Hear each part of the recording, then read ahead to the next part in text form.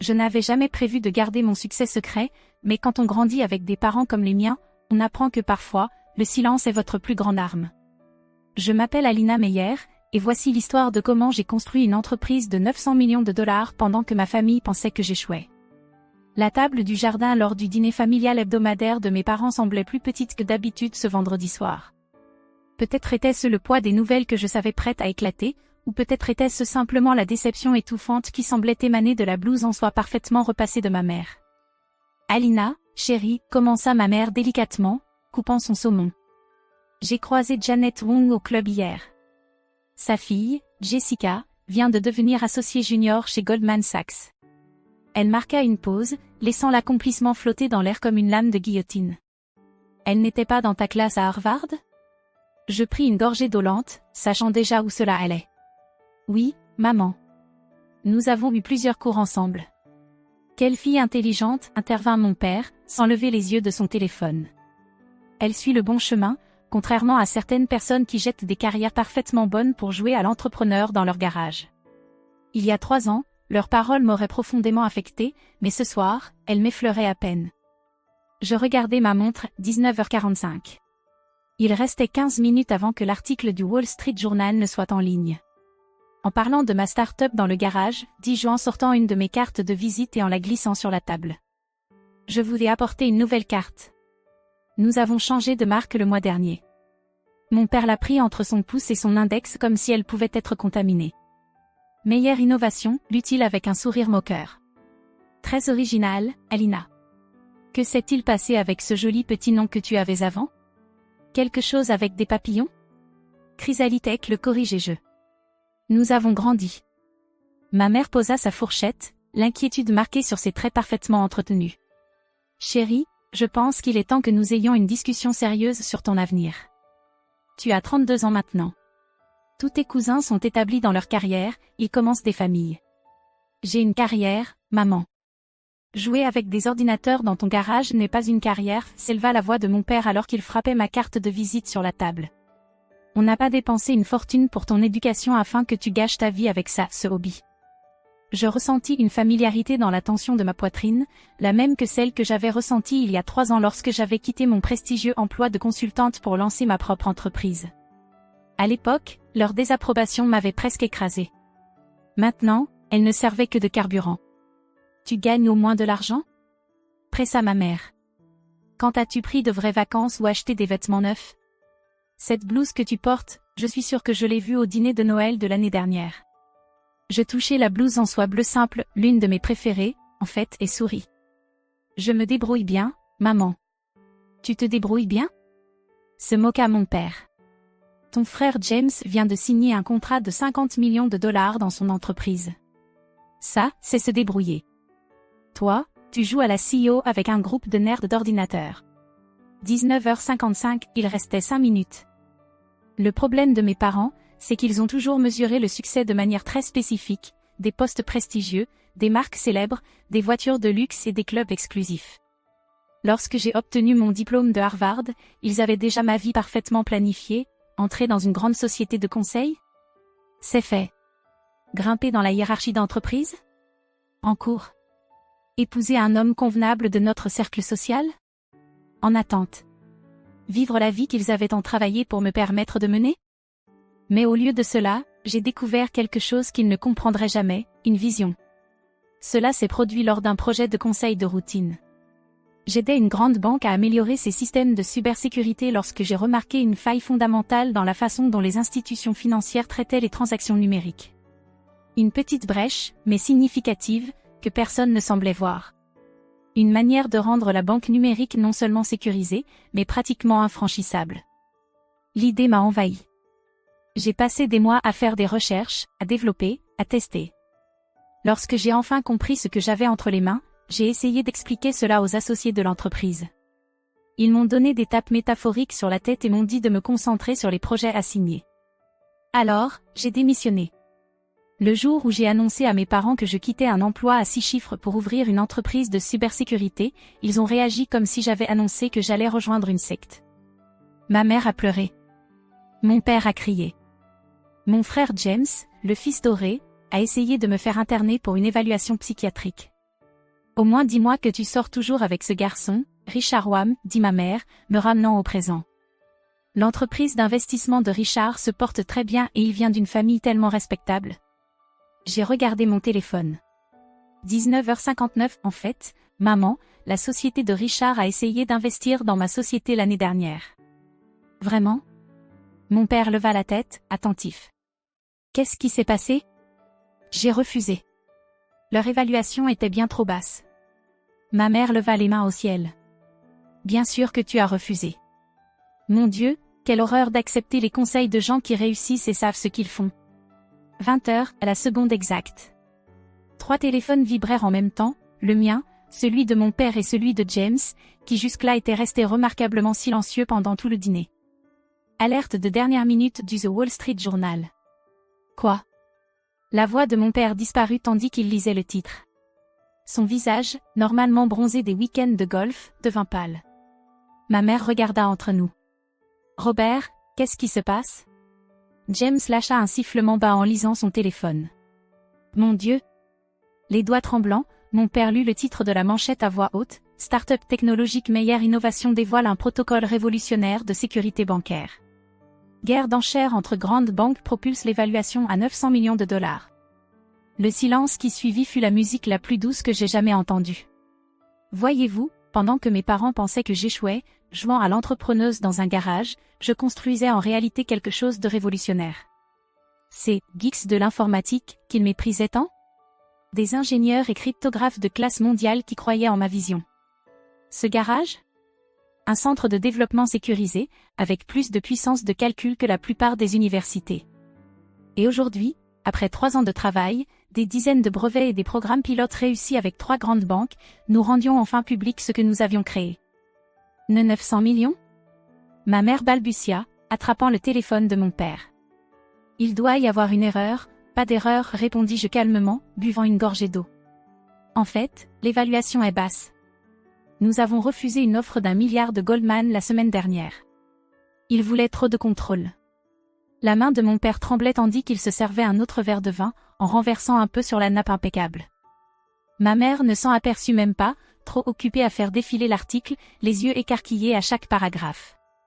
L'article ne raconte même pas toute l'histoire, continuai-je, ressentant la chaleur de l'excitation grandir.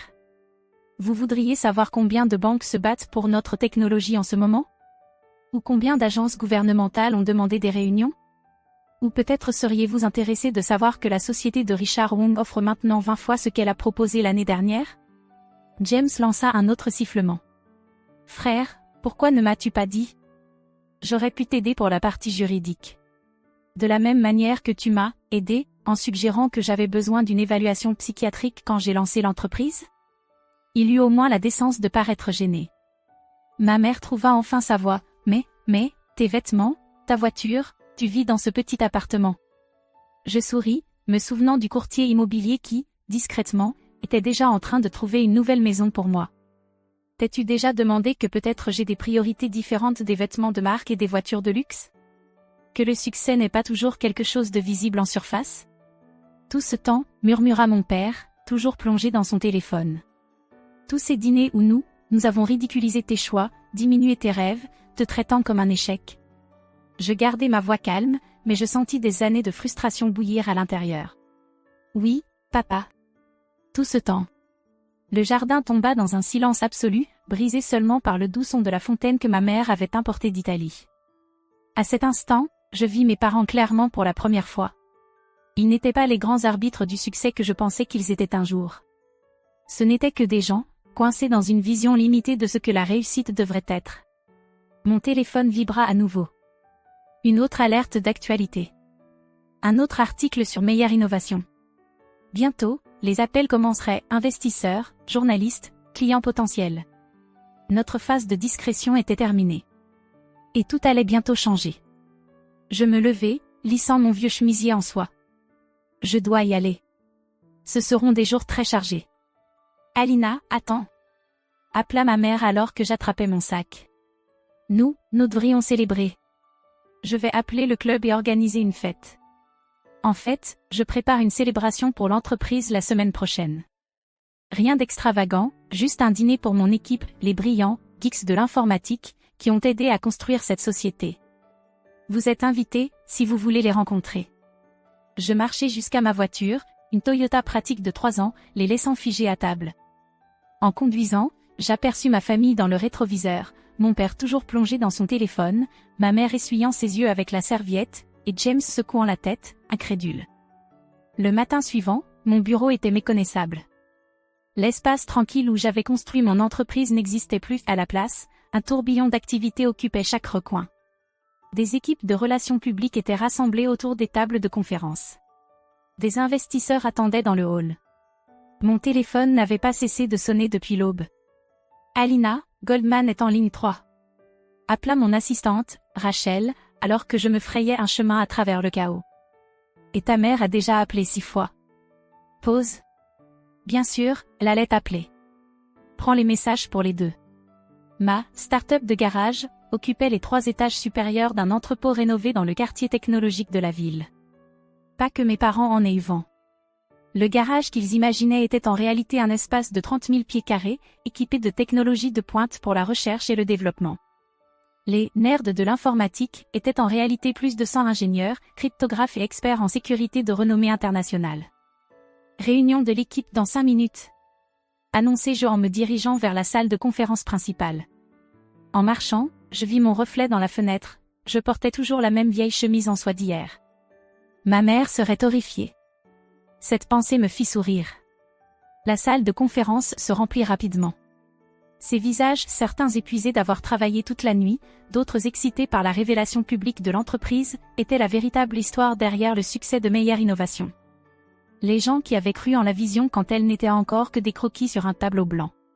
D'abord, commençai-je en regardant autour de moi. Merci pour le travail extraordinaire. Les protocoles de sécurité que nous avons développés ensemble vont changer la façon dont le monde gère les transactions numériques. Vous pouvez en être fiers. Le Dr Patel, notre principal cryptographe, leva la main. Et qu'en est-il des offres d'acquisition? Ah, la question à $1 milliard. Littéralement. Jusqu'à ce matin, nous avons reçu des offres de 6 grandes banques et de 3 géants de la technologie. Pause. Je laissai l'information couler avant de continuer. Mais, nous ne vendons pas. La salle explosa en applaudissements et en célébrations. Ils comprenaient ce que je savais depuis le début, notre technologie était trop importante pour être contrôlée par une seule institution. Mon téléphone vibra de nouveau. Un autre message de ma mère. Chérie, le club est disponible samedi prochain pour ta célébration. J'ai déjà parlé à l'organisateur de l'événement. Je rangeai mon téléphone. Elle ne comprenait toujours pas. Plus tard, dans l'après-midi, lorsque je réussis enfin à avoir un moment seul dans mon bureau, mon esprit se perdit dans les premiers instants de tout cela. Pas le moment où j'avais découvert la faille de sécurité. Cela avait juste été l'étincelle. Le véritable début remonte à une conversation que j'ai eue avec ma grand-mère, avant qu'elle ne décède. J'étais encore dans mon job de consultante, misérable, mais trop effrayée pour partir. Ma grand-mère Meyer, à l'inverse de son fils, mon père, avait construit quelque chose à partir de zéro. Elle arriva aux États-Unis avec $10 et un rêve, créant finalement une entreprise d'import-export prospère. Alina, dit-elle, en tenant ma main dans sa chambre d'hôpital, il existe 2 types de personnes dans ce monde, celles qui construisent leurs propres rêves et celles qui vivent dans les rêves que d'autres ont construits pour elles. Ton père, il a choisi le second chemin. Mais toi, ma fille, tu as la lueur du bâtisseur dans les yeux. Elle mourut 2 semaines plus tard. Le jour suivant, je démissionnai. Les premiers jours furent brutaux. J'ai vidé mes économies, vendu ma garde-robe de créateur, au grand désespoir de ma mère, et déménagé dans un appartement minuscule pour financer le développement initial. Mes premiers membres de l'équipe travaillaient en échange de parts, car je ne pouvais pas payer de salaire.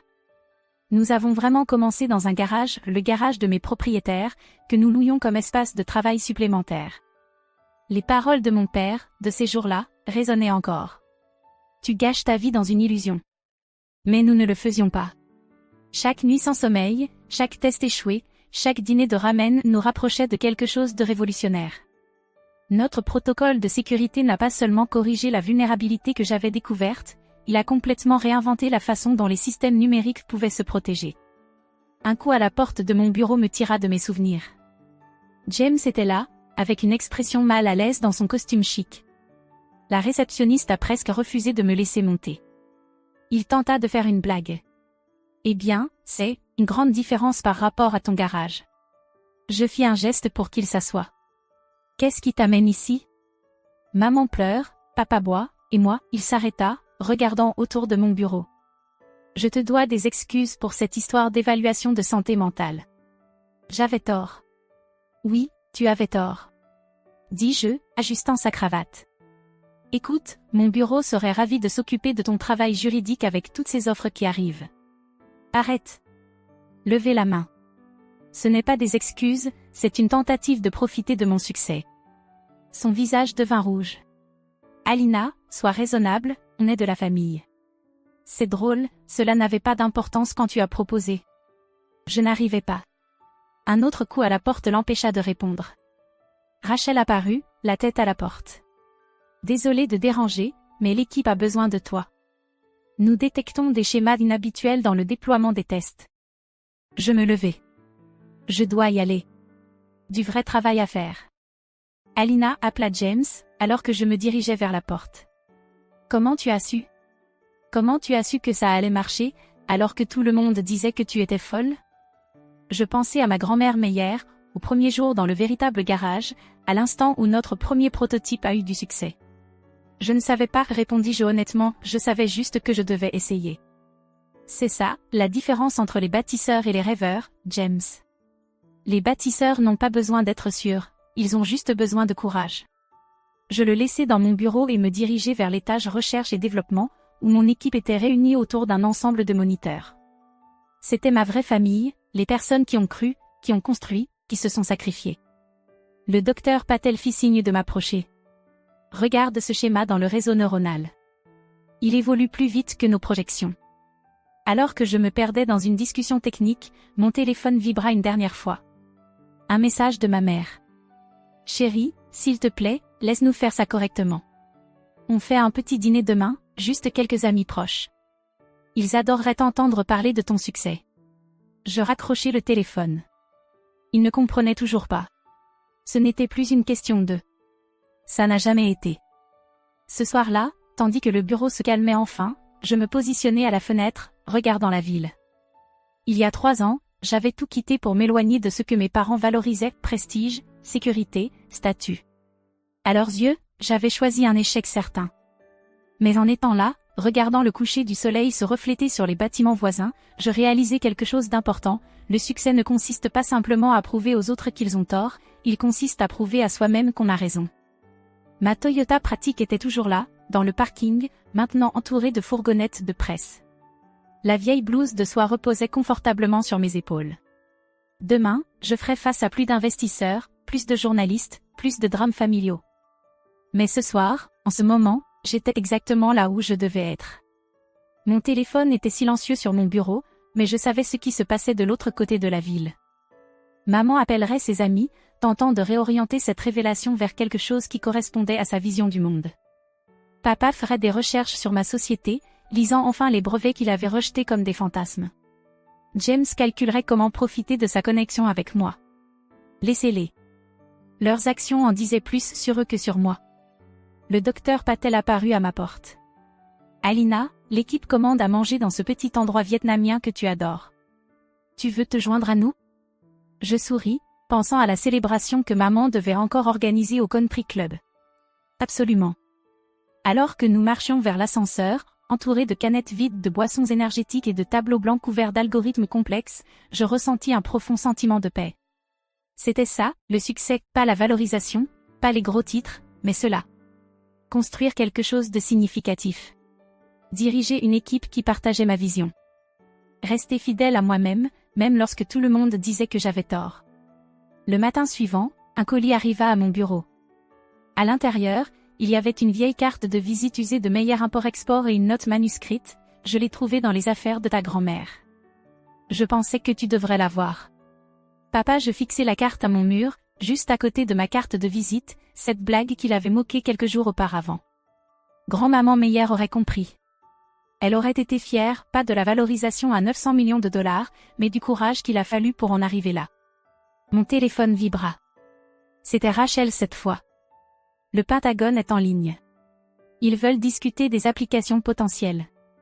Je souris en prenant le téléphone. Il était temps de construire quelque chose de plus grand. Parce que c'est ce que font les bâtisseurs. On n'attend pas la permission. On n'a pas besoin de validation. On voit des possibilités là où les autres voient des problèmes, et on a le courage de les poursuivre. Quant à mes parents, peut-être qu'un jour ils comprendront que le succès ne se mesure pas toujours en étiquette de créateur et en adhésion au country club. Peut-être qu'ils apprendront que la véritable réussite vient souvent en silence, emballée dans la détermination et les courses tardives pour du café plutôt que dans la soie et le statut. Mais même s'ils ne comprennent pas, je sais qui je suis. Je suis Alina Meyer. Et je construis des choses qui comptent.